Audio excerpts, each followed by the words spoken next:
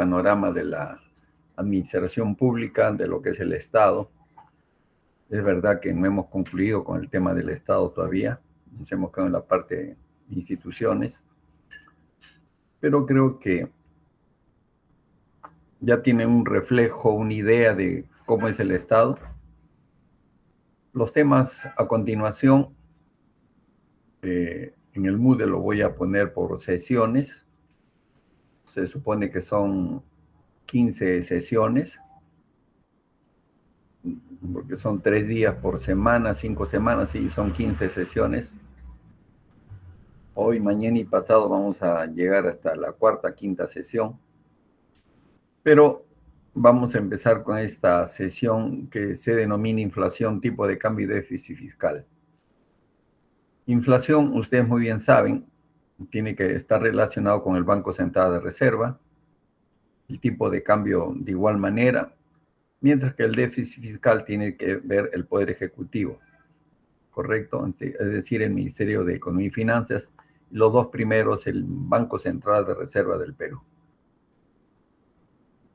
Ustedes, en estos 4 o 5 años que están en la universidad, han visto casi en todos los cursos muchos temas.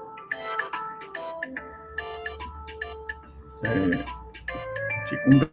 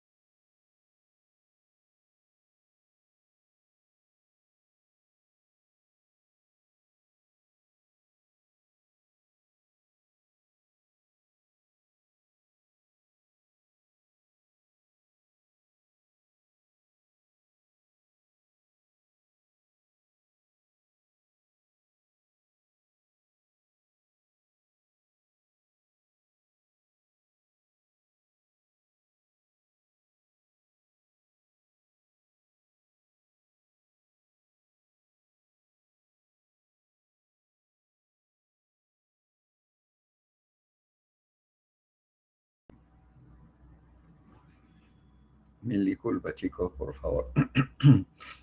Les decía, pues, de que estos temas están relacionados con la política económica y son hechos que afectan a la sociedad o en forma positiva o en forma negativa. Veamos entonces cuál es la intención de esta sesión de 3 horas, en la que ustedes también van a participar, por supuesto, porque de todas maneras va a haber un pequeño taller en la que ustedes... Ivana, ahorita que recuerdo, no me has pasado la conformación de los equipos. Ivana. Chicos, ¿me están escuchando? Sí, profesor, sí le escuchamos. La delegada creo que... Ivana.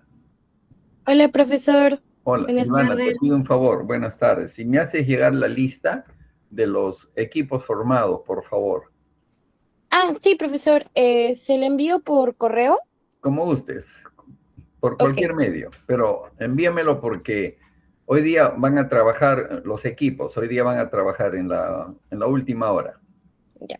Ok, profesor. Ya, por favor, gracias. ¿Cuál es el objetivo de esta sesión? Que ustedes comprendan los conceptos clave de la estabilidad macroeconómica, que es una pregunta que hice en el control de lectura, analizar el rol de las instituciones económicas en el Perú, llámese Ministerio de Economía y Finanzas, llámese Banco Central de Reserva, etcétera, y aplicar herramientas para el análisis de indicadores económicos. Se supone que no es un curso de macro, pero utilizamos la macroeconomía para entender la política económica, lo que es la economía normativa. Acuérdense ustedes que la política económica tiene que ver con las decisiones que van a tomar el que tiene el poder, es decir, el gobernante de turno, con todo el equipo de asesores, ministerios, de acuerdo a una política de gobierno. En el Moodle yo les he dejado la política de gobierno del actual presidente de la República. En el Moodle lo pueden revisar. Ahí está el decreto supremo y él más o menos tiene 4 ejes. 4 ejes que él tiene que resolver. Entre uno de los ejes principales es la inseguridad ciudadana. Ese es uno de sus ejes.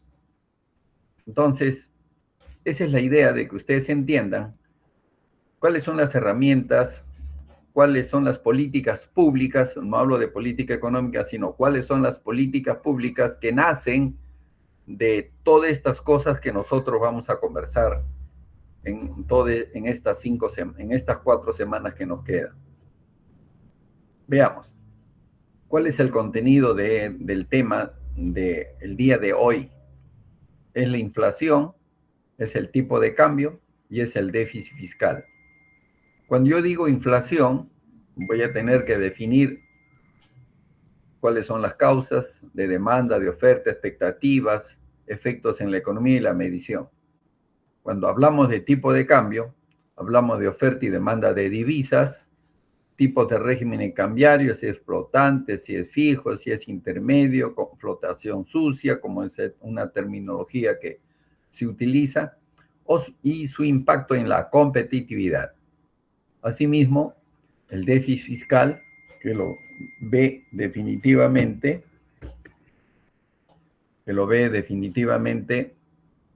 el Ministerio de Economía y Finanzas, que es el que maneja todo esto y tiene que ver con el gobierno de turno también. Entonces vamos a definir algunos conceptos, las causas, el gasto público, cuando es excesivo, ¿qué pasa cuando hay una baja recaudación? ¿Cuáles son sus consecuencias? La deuda pública, la presión sobre el Banco Central de Reserva y la sostenibilidad fiscal. Bien, ya ustedes saben, tantos años seguramente se ha tratado de que la inflación no es que sube el precio de un producto, la inflación es el aumento generalizado de el nivel de precio de todos los productos de la economía, de todos, no solamente de uno, por si acaso. Si es de uno, no es inflación. Pero si es de muchos productos, por eso se dice que es generalizado, y en toda la economía, entonces recién estamos hablando de inflación. En el Perú hay 4 tipos de inflación: por demanda, por costos, por inflación importada, por una inflación inercial también. Y hay ejemplos que acá ustedes están observando, están viendo.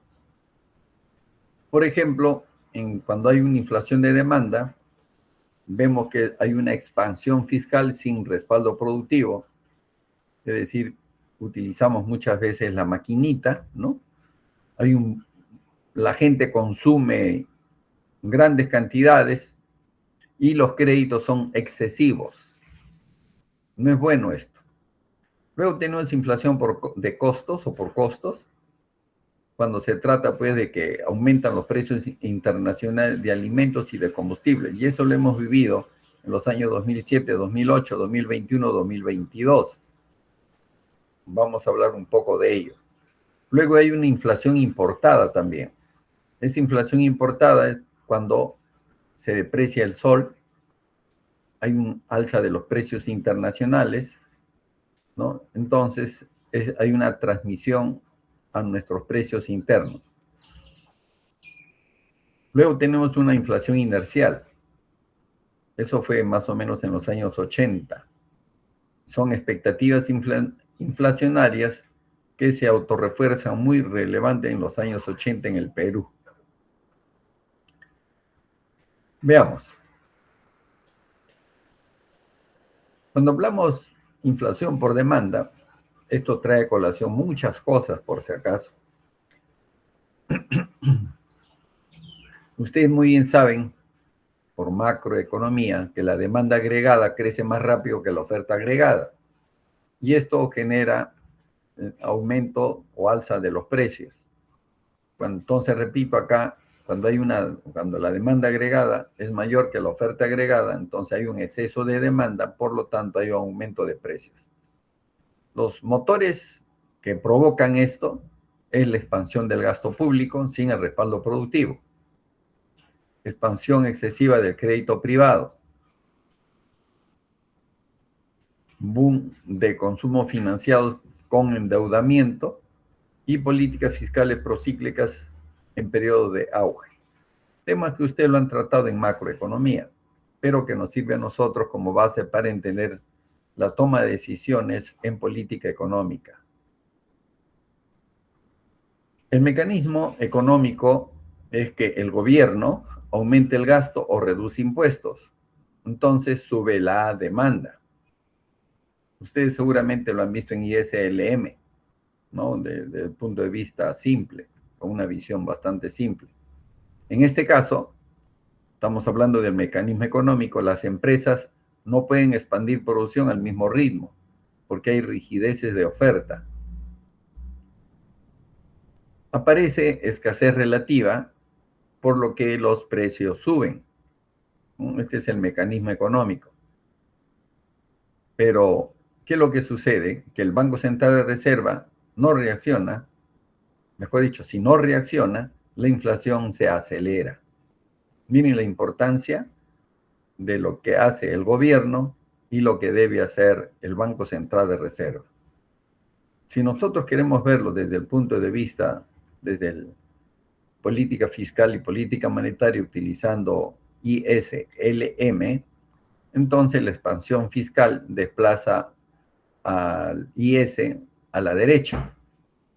Entonces hay una mayor producción y esto, muy bien, ustedes lo saben, que esto produce inflación y la economía está cerca del pleno empleo. Increíble, pero cierto, pero estas cosas suceden. Y acá tienen esta figurita del IS, se mantiene constante el LM, que es la política monetaria, y ven ustedes que el IS se ha trasladado hacia abajo, ¿no? Y la tasa de interés también se ha reducido. En esta figura, ustedes ven que el equilibrio se encuentra en la intersección de las curvas en el punto A, acá. En este punto se encuentra. Luego de la subida de los impuestos han subido, la curva IS se desplaza hacia la izquierda, ¿no es cierto? Hacia abajo, en este caso, hacia la izquierda, hacia abajo, se desplaza acá, ¿correcto? Y el nuevo equilibrio se encuentra en este punto A prima, ¿no? Con esta tilde acá, en este punto que ustedes observan. Por lo que la producción, ustedes pueden observar, disminuye y el tipo de interés ha bajado, como ustedes ven. Eso ustedes lo han visto cuántas veces en macroeconomía 1. En macroeconomía 1 lo han visto ustedes. Ustedes se lo saben de memoria. Pero, ¿dónde está la política económica acá? Hemos indicado que los impuestos, ¿correcto? ¿No? Expansión fiscal, dice acá. Expansión fiscal. Mayor gasto. ¿No es cierto? Hay una expansión fiscal. Y el S se desplaza a la derecha, en ese caso, ¿no es cierto? Cuando se desplaza a la derecha.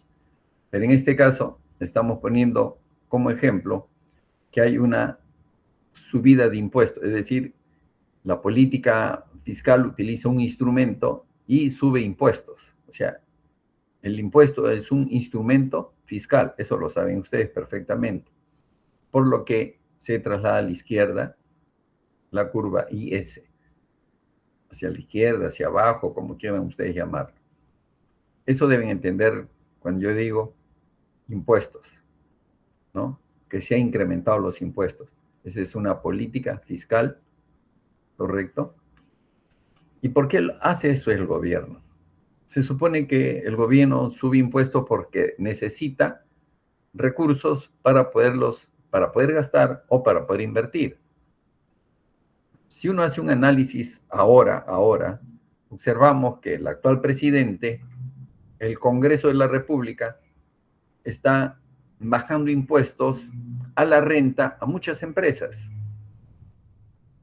Eso no es bueno para nosotros, porque son 5 o 6 empresas que les están bajando impuestos. Ya no están pagando el 29 o 30%, sino los ha bajado al 15%. Sería bueno que ustedes busquen esa información para que vean de que vamos a tener menos recursos a nivel de recaudación de impuestos para este año.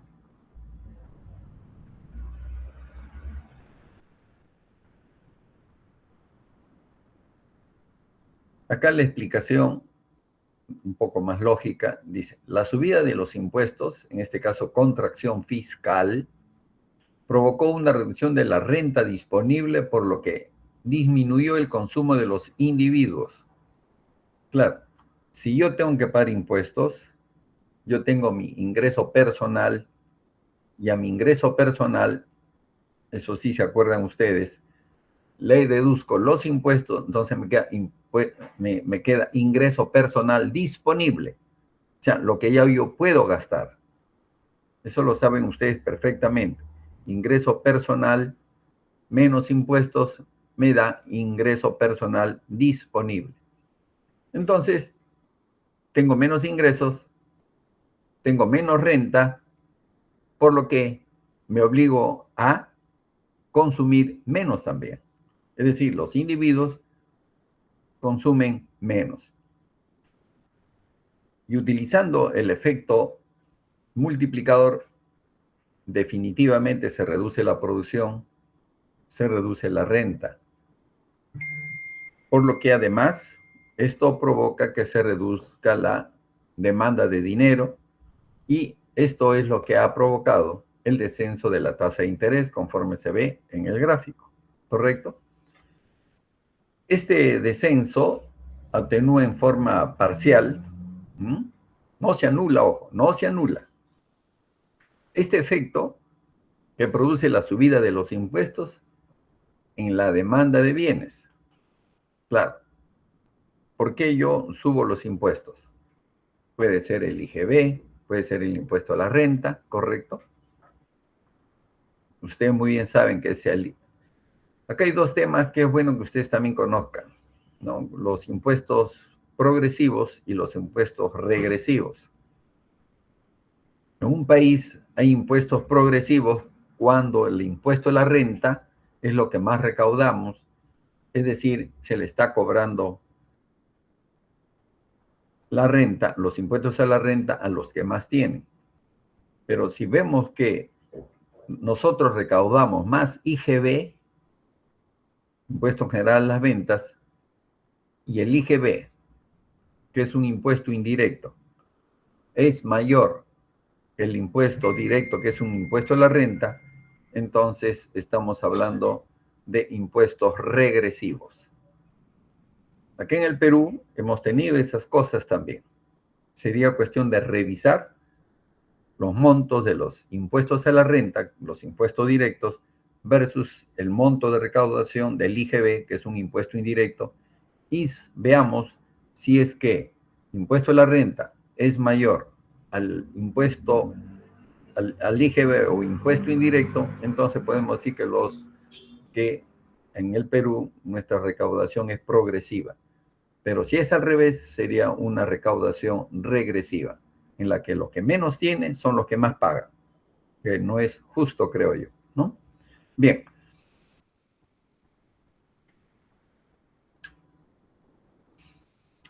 Todas estas cosas, como ustedes ven, cuando desciende la tasa de interés también tiene otro efecto. Cuando la tasa de interés disminuye, lo que sucede es que fomenta la inversión, ¿correcto? Se fomenta la inversión también. ¿Por qué? Porque la tasa de interés ha disminuido. Entonces, hay gente que comienza a invertir, comienza de una u otra manera Bueno, y cuando hablamos de inversión, estamos hablando pues todo tipo de inversión, ¿no? Compra de maquinarias, equipo, infraestructura, carretera, sea público, sea privado, etcétera, etcétera.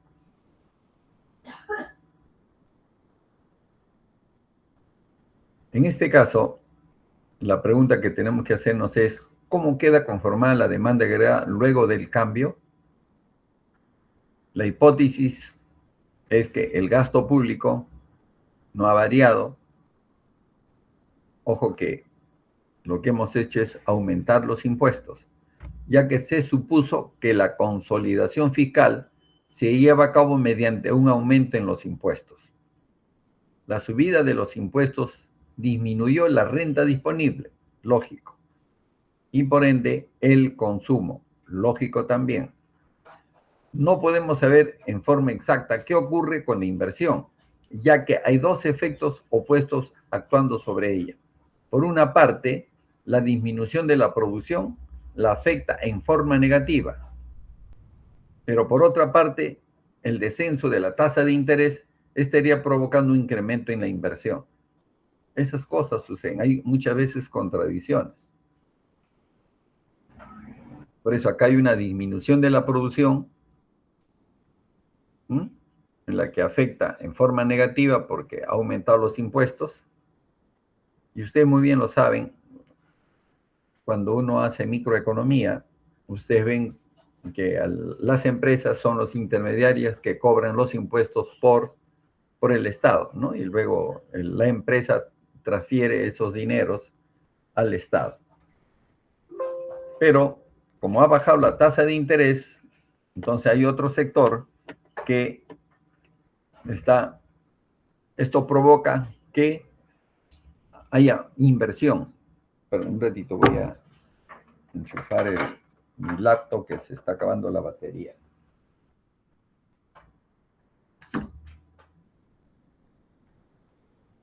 Ya.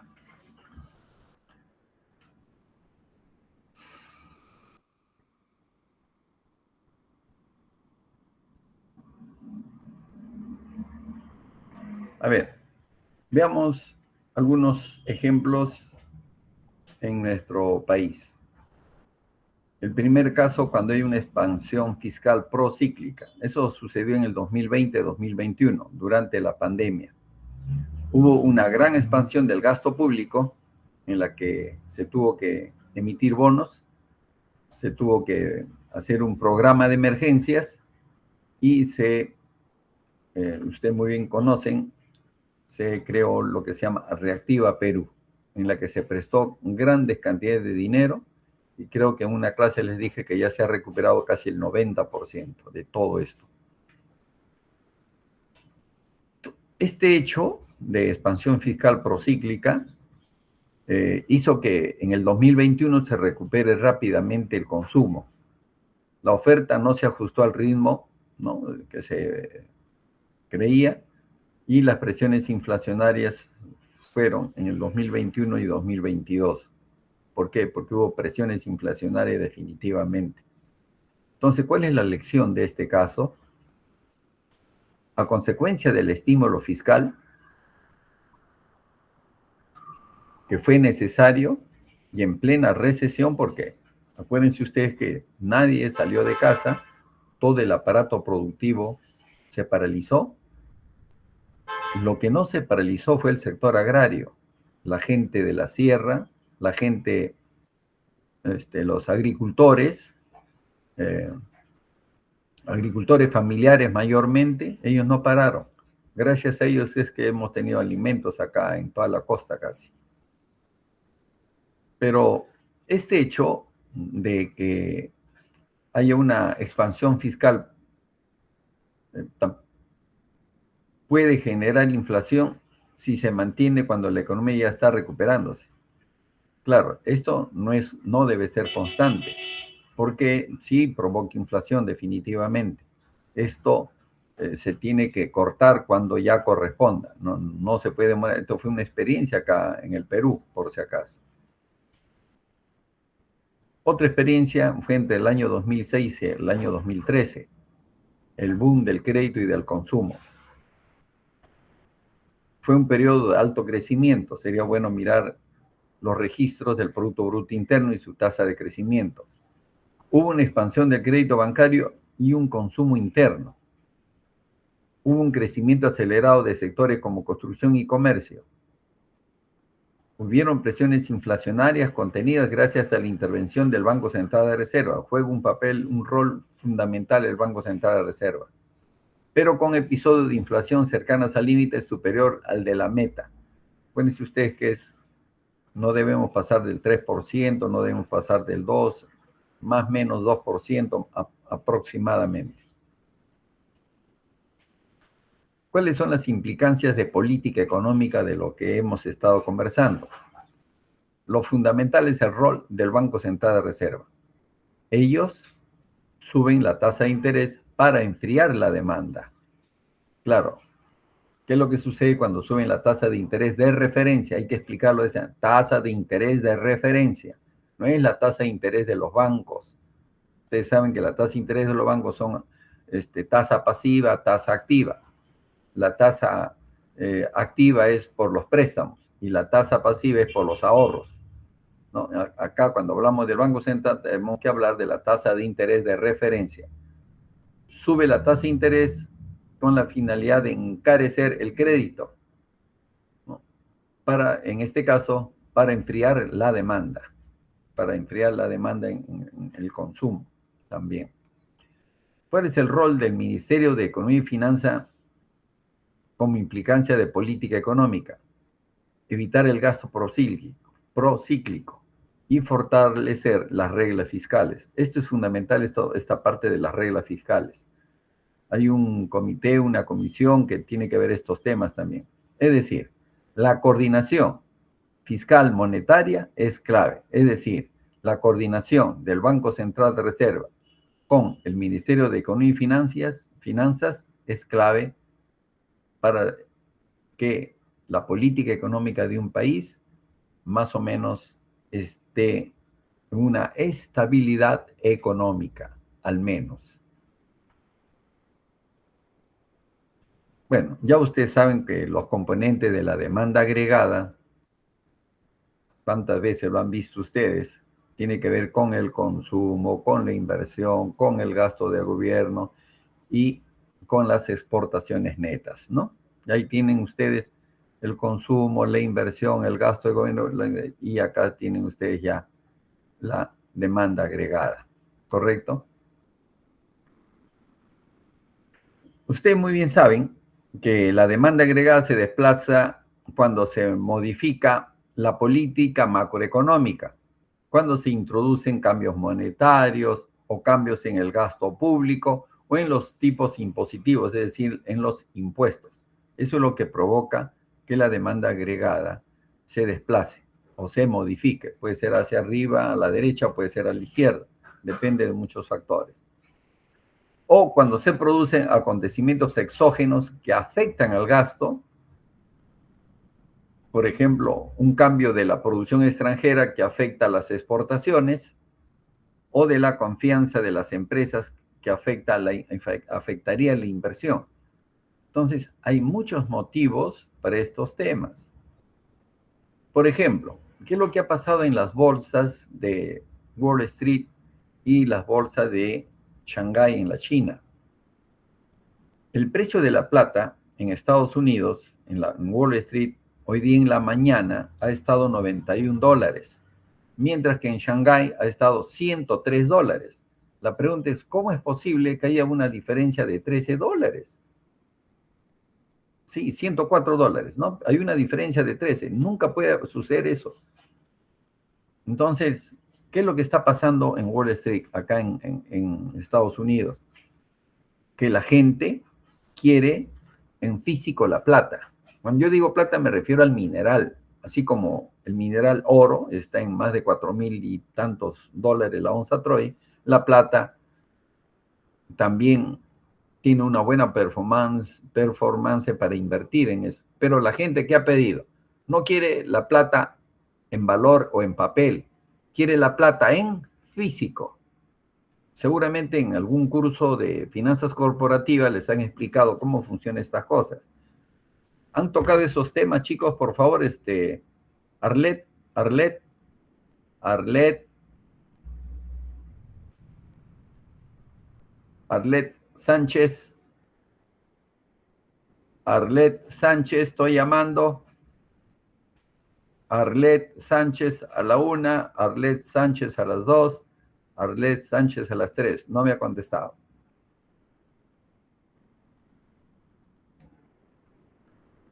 Carlos Bernabé. Carlos Bernabé. Carlos Sí, Bernabé. Sí, profesor, ¿me escucha? Te escucho perfectamente, Carlos. Tú parece que no me escuchas. Ah, sí, lo escucho, profesor. Ya hice una pregunta. Sí, bueno, respecto a ese tema en curso de finanzas corporativas, sí lo hemos visto. ¿Qué pasa cuando, en este caso, miren, es increíble lo que ha pasado, de que $91, ¿no? $91 está en Wall Street la plata, y en Shanghái está $104. Hay una diferencia de $13. Eso no debe suceder nunca. ¿Qué crees tú que ha pasado, Carlos? ¿Qué crees tú, ya que has llevado finanzas corporativas o están llevando, no lo sé? ¿Tú qué piensas? ¿Hay un problema de confianza, de desconfianza? ¿Qué crees tú? Bueno, podría ser eh, algo relacionado al tipo de cambio, ¿no? O sea, tal vez en los mercados se cotizan bueno, en este caso se están cotizando en dólares, entonces Claro, no podría ser. Entonces podría ser tal vez la liquidez que hay en los mercados, ¿no? Por ejemplo, uno puede ser más líquido que el otro. ¿sabes lo que ha pasado, Carlos? Te digo con la franqueza. Si les han enseñado a ustedes en finanzas corporativas, cuando uno invierte comprando acciones, comprando bonos, comprando, digamos, oro o plata, hay varias formas de comprar el oro, hay varias formas de comprar la plata. Una forma es comprar el oro o la plata en físico, es decir, eh, el quien nos va a vender, le decimos que queremos que ese oro, esa plata, esté en físico en un lugar determinado. Tú no lo vas a tener, pero hay alguien que sí lo guarda, lo cuida. En este caso, la gente quiere la plata en físico, no quiere en papeles, porque también se vendía a corto y largo plazo, se vende también en papeles. La gente no quiere papeles. Y cuando el Banco Central o las empresas han querido comprar dólares a 91, conforme estaba en Estados Unidos, entonces los brokers internacionales dicen, oye, pero ¿cómo te voy a vender 21 si en Shanghái está 104? ¿Me entiendes? ¿Tú qué haces? Entonces, JP Morgan ha sacado cantidad de plata. Mira todas las cosas que uno tiene que aprender, Carlos, y lo ha guardado. El físico. Es decir, como que no tienen el físico. Y esa es una falta de confianza en los grandes inversionistas. Ahora, ¿qué es lo que sucede acá? Que también es bueno analizarlo. Las grandes corporaciones que tienen millones y millones compran pues en los momentos de baja y luego esperan que haya un alza y ganan millones. Pero la gente de a pie, la gente como nosotros, si ve que el precio del oro está en $4.500 la onza Troy y ve que la plata está en 91 o cerca de los 100 en Estados Unidos, entonces la gente invierte pues en plata. Pero la gente ahora quiere invertir en plata, pero en producto físico. Es como que yo te digo, Carlos, véndeme plata, $1,000 en plata. Entonces yo ya tendría más o menos 10 onzas, ¿no? de plata con $1,000. Pero yo digo, guárdamelos en tal lugar. No, pero yo lo tengo en papeles. No quiero en papeles. Ese es el problema. Lo quieren en físico. Seguramente el profesor, los profesores en la que ustedes llevan el curso les pueden explicar un poco mejor este asunto. Pero eso es lo que ha pasado hoy día, ¿no? La confianza. Cuando se pierde confianza en algo, el mercado reacciona negativamente. Entonces, hoy día ha pasado esto con la plata. espero que se estabilice. Han tenido que cerrar la venta de plata en Wall Street. Todo un pequeño problema ha habido hoy día en la mañana. Bueno, seguramente va a haber comentarios al respecto en estos días. Entonces, cuando nosotros vemos la demanda agregada, que está relacionada con estos temas de la inflación también, podemos decir que la demanda agregada en el corto y en el mediano plazo. También podemos verlo en el largo plazo. Todo eso ustedes lo han visto y en macroeconomía yo simplemente les hago recordar. En el corto plazo, acá tenemos las curvas de oferta y demanda agregadas, como ustedes ven, precio y producción, están en equilibrio. Entonces, el mercado y los agentes económicos, como ustedes ven, el mercado y los agentes económicos están en equilibrio en el corto plazo. En el mediano plazo, transcurre el tiempo, varían los componentes que integran la curva de oferta y demanda, puede ser hacia arriba o hacia abajo, la demanda agregada, o a la derecha a la izquierda, la oferta agregada, hasta alcanzar un nuevo punto de equilibrio, ¿correcto? La oferta agregada se desplaza reiteradamente a la izquierda y a la derecha porque disminuye o aumenta el Producto Bruto Interno. Mientras que la demanda agregada también se puede desplazar reiteradamente hacia arriba o hacia abajo, aumenta o disminuye el nivel de precios, conforme ustedes observan acá. Eso influye también en el nivel de producción. Eso lo saben ustedes por macro 1. En extenso, seguramente la profesora Charo Pérez o el profesor Gorky les ha enseñado todos estos temas, todos los trucos y secretos que tiene todas estas cosas. ¿Qué pasa en el largo plazo? ¿Qué pasa con la oferta agregada en el largo plazo? Como alcanza su máximo, eso lo saben ustedes, de nivel de producción, en la que los factores productivos están totalmente ocupados, ¿no?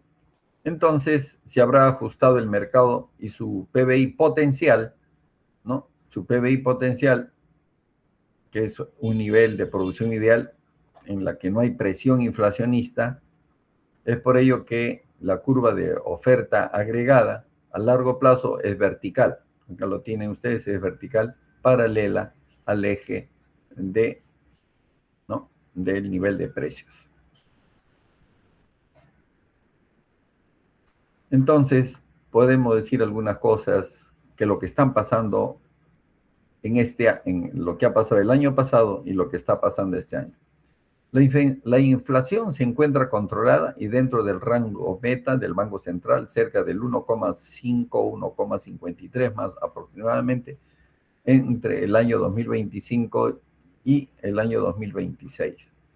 El déficit fiscal muestra una tendencia a la baja, convergiendo a niveles manejables, proyectado alrededor del 1,8 o 2,4% del Producto Bruto Interno para el año 2025-2026.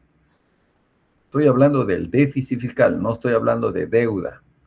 La deuda externa respecto al Producto Bruto Interno, más o menos en el Perú, es 32% por si acaso, ¿ya?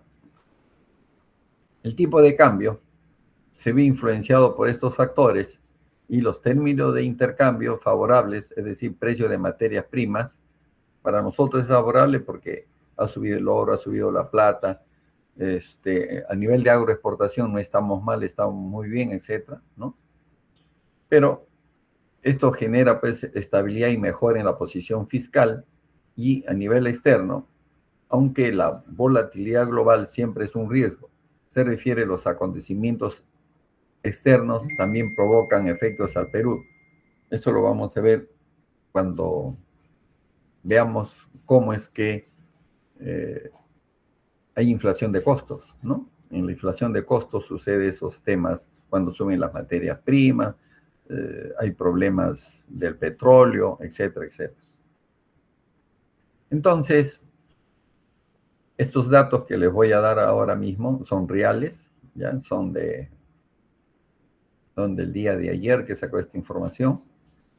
La inflación desde el punto de vista del Banco Central de Reserva, está controlada en el Perú. Se ha logrado bajar la inflación a su rango meta entre 2% menos 1%, a finales del 2024, y en el 2025 ha alcanzado 1,5% por debajo del rango meta. Se espera que para el 2026 se mantenga entre 1,5% a 2%, y esto es según el Banco Central de Reserva y el BBVA, el Banco Continental. ¿Qué es lo que ha pasado realmente? Ha sido una inflación más baja en 8 años, eso es real. Cuando uno empieza a analizar la inflación de años pasados, uno ve que esta es una inflación más baja en 8 años. Mejora en los precios de alimentos y estabilidad general de precios. Y eso es bueno para cualquier país, a pesar que tenemos problemas de índole política, ¿no? La estabilidad política no es tan buena que digamos, con todo lo que acaba de hacer el presidente de la República. Se va disfrazado a un chifa, hablando con personajes, bueno, y cosas. Y estamos en proceso de elecciones todavía, ¿no? Para colmo. Eso no es bueno para nosotros, no es bueno para nosotros. ¿Cuáles son los puntos claves de todo lo que hemos estado conversando? Que la inflación de 2025 fue impulsada por los servicios, ojo, servicios, en particular educación y restaurantes y hoteles. Educación, restaurantes y hoteles, en un contexto de recuperación de la demanda interna. Estamos hablando de la inflación del 2025. Los precios de la energía y las comunicaciones actuaron como anclas desinflacionarias, mientras que el transporte registró un aumento moderado causado por menores precios de combustibles y vehículos. Como el dólar está bajo, podemos ver que la gasolina en algunos distritos de Lima está barato. Por la zona de Jesús María, por ejemplo, la gasolina premium, el galón está 15 soles. Si yo voy a La Molina, en Rexol, antes de Las Hormigas, está 22 soles, por ejemplo. Si yo me voy a San Isidro, por la zona de, ¿cómo se llama? Camino Real, ¿no? Camino Real, y cerca de Espinar, más o menos está 25 soles, ¿no?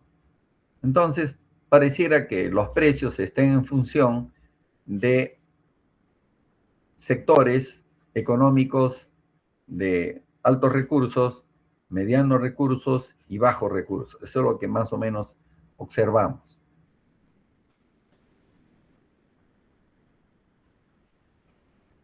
La inflación subyacente, ese es otro tema. A ver, chicos, a ver, ¿quién de ustedes me habla de la inflación subyacente? Se supone que tienen que recordarse. A ver, ¿quién de ustedes que levante la mano?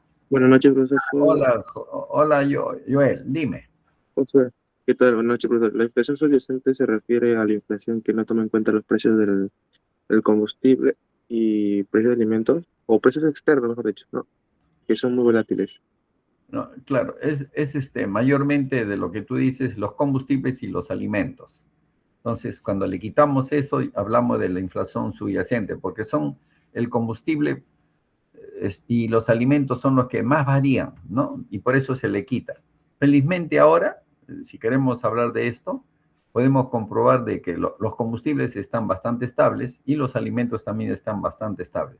Claro, pero está muy bien lo que tú acabas de decir. Es verdad que...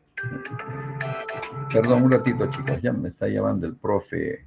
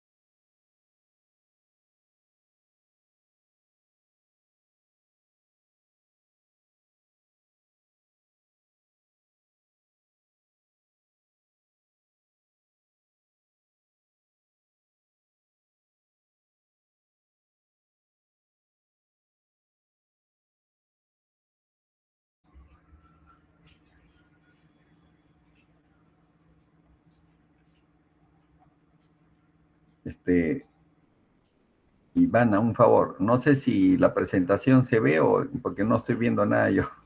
Ivana. Ivana. Profesor. Ah, sí, quería saber si se está viendo la presentación o no. Sí, profesor, sí ve. A ver, yo no estoy, qué raro, yo no lo veo. Ah, bueno, ahí está. Sí se ve, ¿no es cierto? Sí, profesor. Ya, correcto, bien, bien, bien. Bueno, estábamos hablando de la inflación subyacente. Sí es lo que acaba de decir Carlos. En este caso, estamos hablando del 2025, se mantuvo estable en torno al 1,8% interanual, reflejando una trayectoria de precios alineada con el rango meta también. No se anticipan cambios en la tasa de referencia, tasa de interés de referencia del Banco Central de Reserva, que se mantiene en 4,25, dentro del rango neutral estimado. Lo que podemos decir también es que, bueno, esto lo voy a hablar después, ahora no, porque quería ver el tema del Banco Central de Reserva y sus reservas, pero eso lo vamos a ver después. Acá, simplemente para conocimiento de alguno, para que recuerden, dice que la inflación subyacente es el aumento sostenido. Están viendo Están viendo que la inflación subyacente, dice, por favor, ¿me ayudan, chicos? Sí, profesor. Sí está corriendo el PPT, ¿no? ¿No? Sí, profesor. Sí, profesor. Sí, profe, sí se ve. ¿Ahora se ve mejor? Lo ha cerrado, profe. Lo ha cerrado. ¿Ahora? Ha dejado de compartir pantalla. Ah, ya, correcto, un ratito. Creo que sin querer, queriendo, lo he cerrado, como tú dices. Ya, ahora sí. Se ve, ¿no? ¿Se ve? Sheila, Sí, ¿se profesor. ve? Sí, profesor. Sí, Ah. ahora sí lo veo. ¿Se ve muy pequeño, Sheila? No, sí se ve la pantalla completa. Ah, correcto, muy amable, gracias. Lo que había contestado Carlos en antes, ¿no? Dice que la inflación subyacente, les hago recordar nada más, es el aumento sostenido de precios que excluye los componentes más volátiles del índice de precio al consumidor, como alimentos no procesados y la energía, o sea, combustible y alimentos, ¿no? Para que más o menos tengamos una idea. Y cuando decimos alimentos no procesados, estamos hablando de los productos perecibles, ¿correcto? Mayormente perecibles. Y esto nos ayuda para más o menos reflejar la inflación real y persistente de la economía. Este es un indicador clave para la política monetaria del Banco Central de Reserva, en la que muestra pues el comportamiento de los precios de bienes y servicios que responden a las condiciones del mercado sin distorsiones temporales por factores climáticos, conflictos o shock energéticos. ¿Qué excluye y por qué? Alimentos no procesados, es decir, los alimentos frescos. Sus precios varían mucho por estaciones, clima, problemas de cosecha. Sí, esas cosas tenemos que tener en cuidado cuando alguien ocupa un alto cargo, Ministerio de Agricultura, por ejemplo, o ocupa la presidencia de la República. Por eso se debe tener muy buenos asesores para que más o menos al que conduce el país le hagamos ver algunos de estos temas, ¿no? Que los precios varían por temas de las estaciones. Por ejemplo, el día de ayer me fui a comprar no fue ayer, fue más o menos, sí, ayer.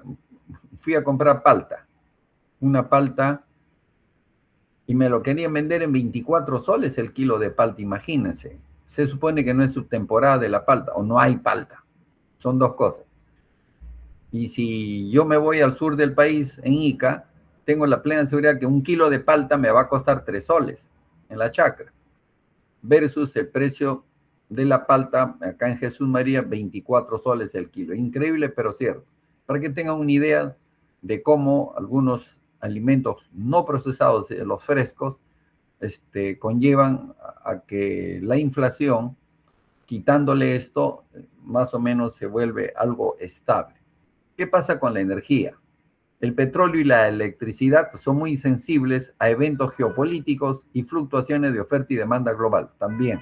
Entonces, estos dos temas, estas dos variables, energía y alimentos no procesados o frescos, son los que forman parte de la inflación subyacente. Se le quita esto y ya tenemos un índice de precios sin alimentos no procesados o frescos y energía. Carlos ya lo ha mencionado y está muy bien. Simplemente les hago recordar porque es bueno que ustedes entiendan estas cosas. ¿Para qué sirve? Es la pregunta. ¿Para qué sirven todos estos temas que estamos tratando? ¿Para qué? Dice, al eliminar el ruido, no hablo del ruido de un eco, no. Cuando yo digo ruido es una jerga, dice fluctuaciones de precios a corto plazo, transitorias y muy volátiles de ciertos productos como alimentos frescos o energía. Ese es eliminar el ruido, es decir, eliminar las fluctuaciones de precios a corto plazo, transitorios y muy volátiles de ciertos productos como alimentos frescos o energía. Se observa la tendencia inflacionaria subyacente. ¿Para qué me sirve la inflación subyacente? Para estas cosas que estamos hablando.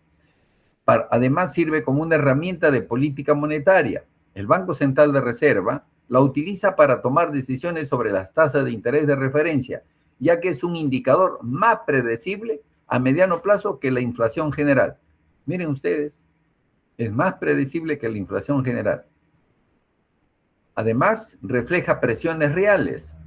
Permite ver si la inflación es impulsada por una demanda interna fuerte o por factores externos temporales. ¿No? En resumen, mientras la inflación general mide todos los precios, la subyacente aísla lo que realmente indica la persistencia de las presiones inflacionarias de la economía peruana, es decir, los alimentos no procesados frescos y la energía. Entonces, para esto sirve, chicos, por si acaso, la inflación subyacente. Para una herramienta de política monetaria, el reflejo de presiones reales, ¿no? Y esto sirve para el político también, para el gobernante. Entienda cómo funcionan estos temas, ¿correcto? El rol del Banco Central de Reserva y el Ministerio de Economía y Finanzas en estos temas que estamos tratando. El Banco Central de Reserva tiene las siguientes funciones: control de la inflación, emisión de moneda, gestión de reservas internacionales, las reservas internacionales netas, instrumento de política monetaria, es decir, la tasa de interés de referencia, operaciones de mercado abierto. Son temas que ustedes han tratado en teoría monetaria o en otros cursos posiblemente, como macro 1 o macro 2. ¿Qué es lo que hace el Ministerio de Economía y Finanzas?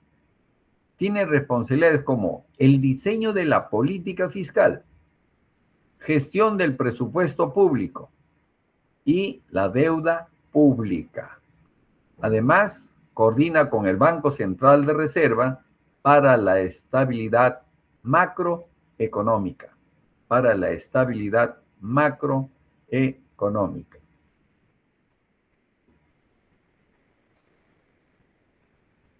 Tipo de cambio, determinantes, régimen cambiario e impacto en la competitividad. ¿Cuáles son los determinantes del tipo de cambio? Ustedes muy bien saben que el tipo de cambio es el precio de una moneda en términos de otra moneda. ¿Y cuáles son los principales determinantes? la oferta y demanda de divisas.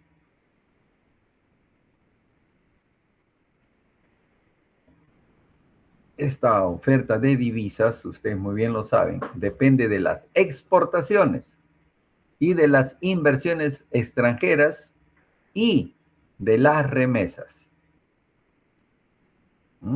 Las remesas, miren ustedes la importancia de las remesas. Al Perú llegan cerca de 3.000 millones de dólares en remesas de peruanos que están en el exterior, que trabajan y remiten dinero acá al Perú.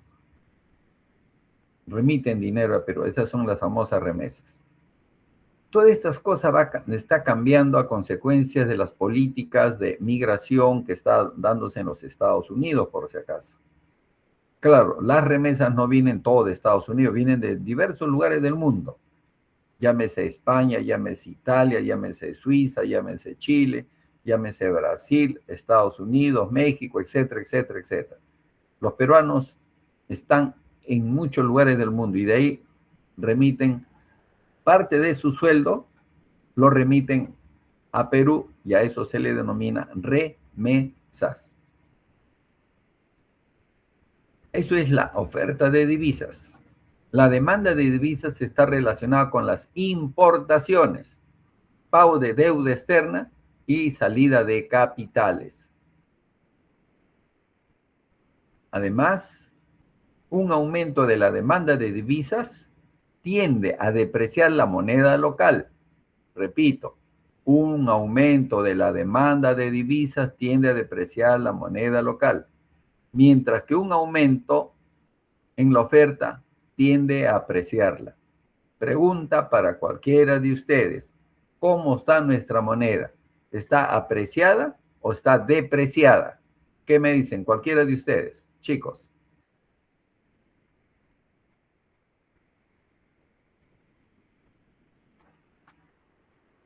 Estoy agarrando mi cuadernito donde yo apunto todos los que intervienen. Apreciado, profesor. ¿Por qué? Es que frente al dólar, bueno, como también lo mencionó la semana pasada, el dólar se ha debilitado. Entonces, eso ha hecho también que el dólar se aprecie. Y por otro lado, la función que cumple el BCR. ¿Mm? ¿Quién está hablando? ¿Carlos Bernabé o Adrián Villa? Adrián, profesor. Ay, Adrián, ya bueno. Un ratito, Adrián.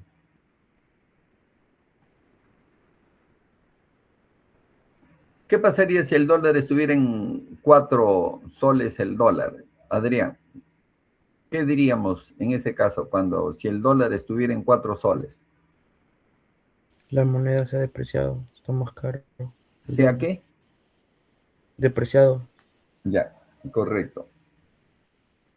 Claro, ahora nuestra moneda, pero ¿qué efectos tiene eso, chicos? Ahí déjalo, Adrián. A ver, otra persona.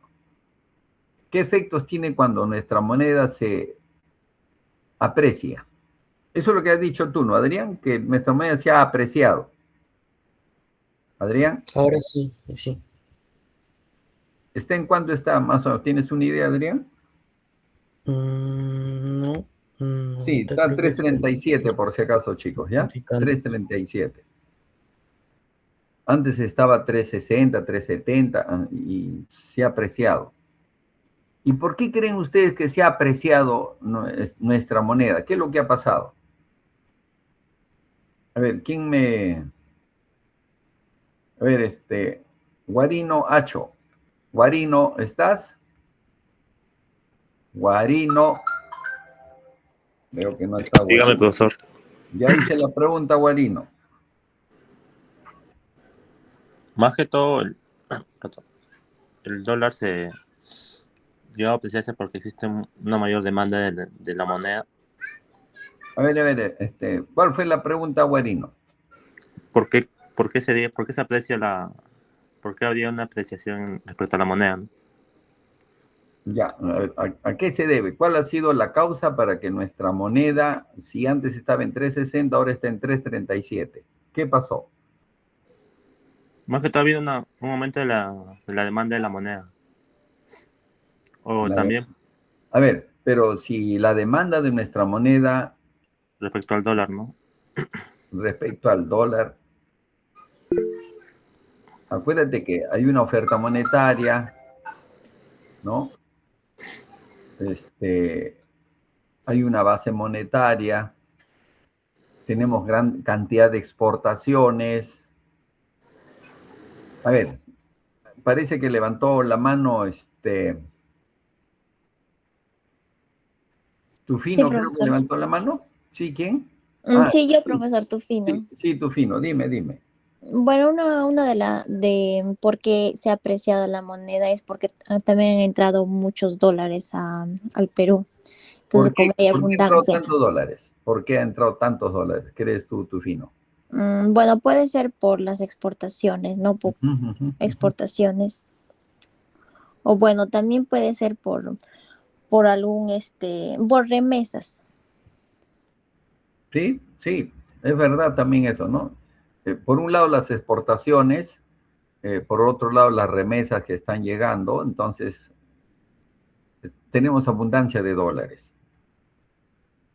¿Qué pasaría si el dólar comienza a bajar y llega hasta 3 soles? Si tú fueras la presidenta del Banco Central de Reserva, Tufino, ¿qué harías tú si es que el dólar comienza a llegar hasta 3 soles y hay una tendencia de que baje a menos de 3? ¿Qué harías tú? Tufino, No, ya, profesor. Bueno, si bajaría yo tendría que aumentar la tasa de interés.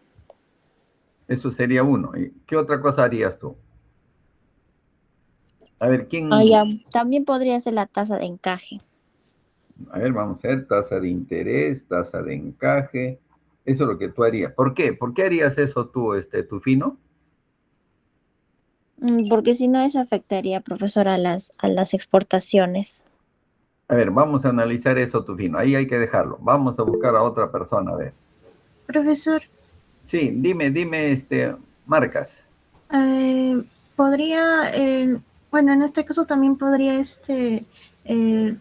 el BCR salir al mercado y comprar dólares para meter más Cor- soles, para poder Correcto, tener mayor estabilidad.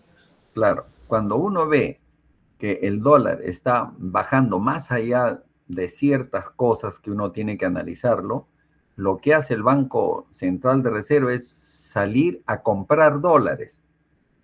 Cuando compra el Banco Central de Reserva dólares, quita del mercado, quita dólares. Entonces, en el mercado se hace escaso el dólar. ¿Y qué pasa con el tipo de cambio? Marcas. Como que se estabiliza, vuelve a subir un poquito. Así es, vuelve a subir un poquito o se mantiene más o menos. Actualmente lo tenemos entre 3.35 o 3.37. ¿Por qué? Porque esto tiene efectos colaterales también. ¿Cuáles creen ustedes que son estos efectos colaterales? A ver, tú qué me dices, Paquillauri. Gracias, Marcas. Paquillauri. Sí, profesor. Efectos colaterales que puede tener si el BCR sale al mercado a comprar. A ver, no, la pregunta es, a ver, ¿cuáles serían los efectos colaterales si es que estando en 3.37 comienza a bajar más y más y más? ¿Cuáles serían los efectos colaterales al respecto de comienza a bajar y el Banco Central no interviene? ¿Quiénes se perjudican?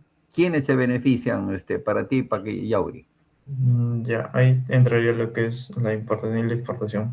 Por ejemplo, en la exportación, nosotros vendemos y recibimos dólares. Entonces, eso disminuiría obviamente su valor en el mercado peruano.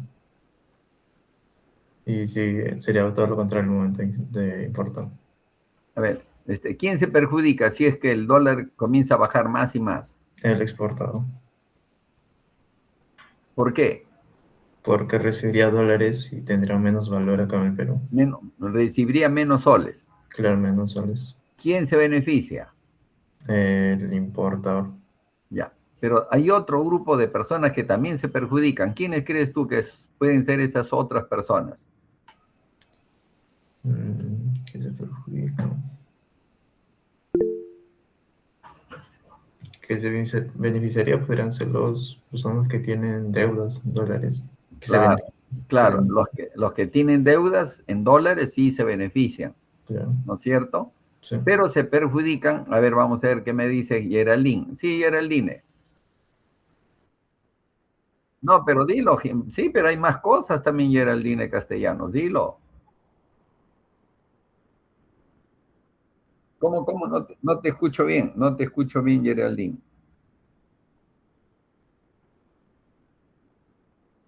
Los que tienen sus AFP en dólares. Claro, hay gente que tiene ahorrado en dólares, no les conviene que baje mucho. Pierden.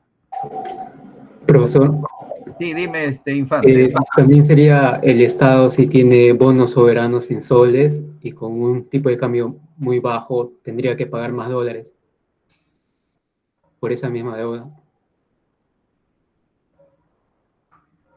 ¿Seguro? A ver, hazme entender eso, Infante. No te entendí, no te O sea, capté bien.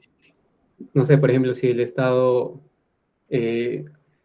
Casi nunca nosotros debemos en soles, debemos o en dólares o en otras pero monedas. el Estado no sale, por ejemplo, en mercado ¿Te abierto. refieres a los bonos? ¿Te refieres a los bonos? A los bonos soberanos, por ejemplo, 1000 bonos en 1000 soles, ahí sale al mercado abierto, y, o sea, y hay acreedores lo compran, ¿no? Esas deudas, y como está en soles, y si el tipo de cambio se va apreciando, o sea, va a pagar más dólares por esa deuda. A ver, otra persona a ver si está de acuerdo con Infante, por favor. A ver, Fernanda Aguilar. Cecilia Fernanda. Cecilia.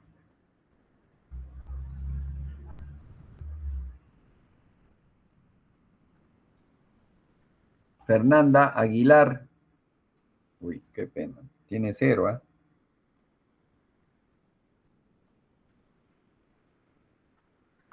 A ver, otra persona. Fernanda Aguilar tiene prendido tiene un celular y una laptop, por lo que veo. Están 2 veces, aparece acá. Guarino también, no sé por qué aparece 2 veces. Tito. Cristian Tito. Cristian Tito. Bueno, no está tampoco Cristian Tito.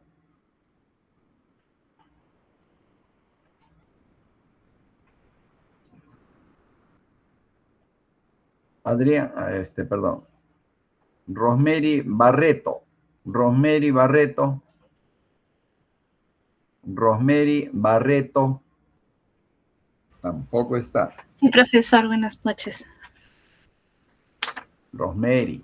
Buenas noches, profesor. Sí, ¿cómo está Rosemary? ¿Dónde para, Rosemary, que no me haces caso? Sí, le estoy respondiendo. Buenas noches, profesor. Ya, bueno, ya me saludaste. Hasta ahí está muy bien. Acaba de hablar Pedro Junior Infante Mesa, acaba de decir algunas cosas. ¿Tú estás de acuerdo con lo que él ha dicho Eliana Rosemary Barreto? Lo que pasa es que no le comprendí muy bien lo que trataba de decir compañero. A ver, Junior, ¿puedes decir de nuevo para que te escuche Rosemary, por favor?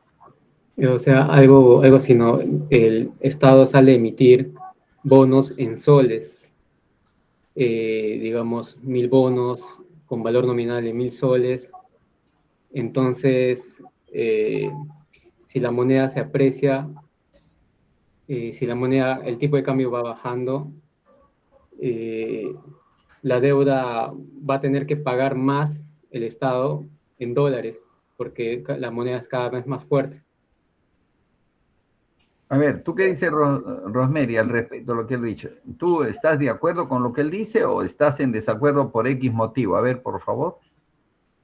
Bueno, por lo que le entiendo, refiere que al obtener los bonos y el dólar en esta situación está más, o sea, a ver. Sí, Rosemary, dime. En este caso, el sol la apreciación del sol va a reducir el costo, ¿no?, de la deuda externa y le va a convenir en este caso al Perú, ¿no? Que esta situación de que se deprecie la moneda, ¿no? Y la depreciación aumenta el costo de la deuda en dólares, ¿no? Y puede hacer más atractivo los bonos en moneda local para extranjeros.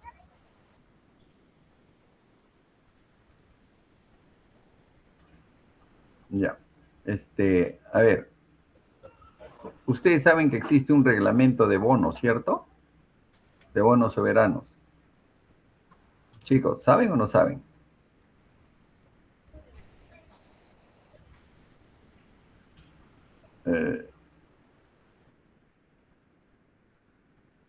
Les pregunto, chicos, ¿saben ustedes que existe un reglamento de bonos soberanos? Sí, profesor. Claro que existe, sí, sí existe. En política económica nada se hace si no existen documentos. El responsable de emitir estos bonos es el Ministerio de Economía y Finanzas, a través de la Dirección General de Endeudamiento y Tesoro Público, y se le denomina bonos soberanos. Y tienen una denominación específica. Y hay una convocatoria, hay una emisión inicial en el mercado primario, y estos bonos son valores pues de contenido crediticio, nominativo, y y son negociables. Hay una entidad que se llama Cavalli, ¿no? Que se encargan de listar estos bonos y lo ponen en la Bolsa de Valores de Lima, ¿no? Y estos bonos son obligaciones directas, son incondicionales, y su pago constituye una obligación, ¿no? Y tiene prioridad ante cualquier cosa. Es como los bonos de una empresa privada. En una empresa privada, si la empresa quiebra, por si acaso, si la empresa quiebra, lo primero a quien se le paga son a los bonistas. Y los bonos ganan tasa de interés, por si acaso, ganan intereses, ¿no? Ese es cuando se trata de una empresa privada. Pero cuando se trata del Estado, nosotros emitimos esos bonos, es verdad, lo podemos emitir, por ejemplo, un bono principal cuesta 1.000 soles, ¿no? Entonces, y los vendemos y los compramos, como se dice, en múltiples de 1.000 siempre. Siempre es en un múltiplo de 1.000. Eso es así. Se pagan intereses.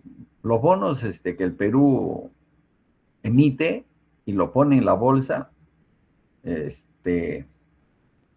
bien demandado nuestros bonos. Eso es bueno que ustedes sepan, ¿no? Es bien demandado nuestros bonos. Es verdad que también se pagan intereses, hay toda una fórmula, ¿no? De intereses llamados devengados de los cupones, ¿no? Y se aplican unas fórmulas que en el reglamento aparecen. En ese reglamento aparecen unos términos que se le llaman el precio sucio y el precio limpio. Esas cositas son interesantes que uno sepa también. Hay toda una fórmula que el precio está redondeado en 4 decimales. Y hay una tasa de rendimiento anualizada a vencimiento. Hay un principal que se para en la fecha de redención, o sea, de devolución ya. Y hay una fecha de liquidación también. Entonces, todo eso de ahí está en el reglamento de emisión de bonos. Ya. Seguramente en algún curso algún profesor les habló cuando hablaban de bonos, ¿no? Tiene tratamientos tributarios también, y es supervisado por la Superintendencia de Mercado de Valores, ¿correcto? Y normalmente estos bonos son subastados, ¿no? Pueden ser a nivel local, ¿no? Y también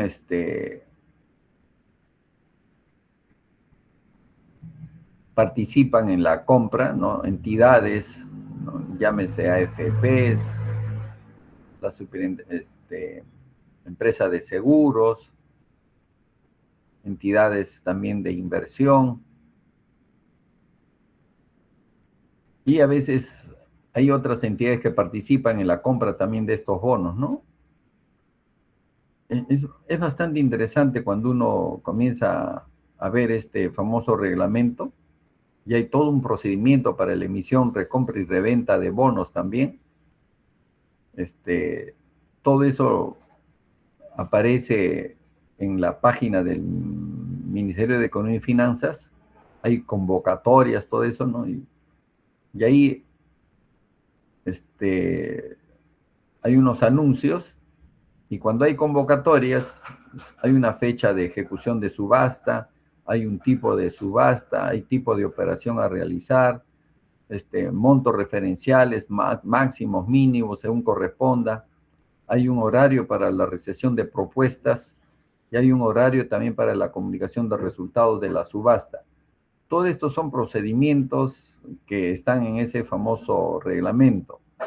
Y existen un mercado primario, existe un mercado secundario, y las personas hacen propuestas. Todas estas propuestas se hacen por medio de medios electrónicos, ¿no? O a veces por otras formas también. Pero normalmente nosotros emitimos bonos, los sacamos al mercado internacional y son muy apreciados nuestros bonos, por si acaso. Muy, pero muy apreciados. Muy apreciados. Si la demanda es mayor a lo que nosotros ofrecemos muchas veces, se pelean por nuestros bonos, ¿no? Y eso es bueno para nosotros también, es muy bueno.